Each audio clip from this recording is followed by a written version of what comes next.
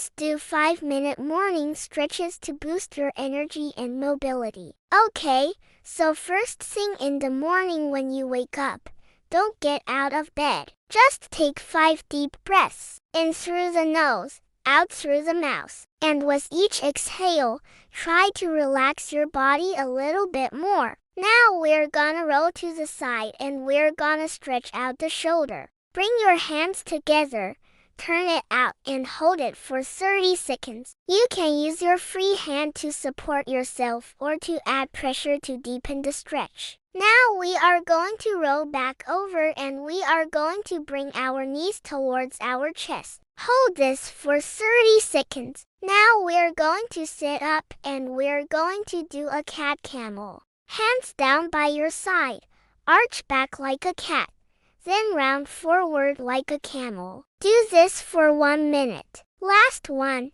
standing forward fold. Try to touch your toes, but if that's too much, just bend down as far as you can. Hold for 30 seconds, and there you have it. 5 minutes of morning stretches to get your blood flowing.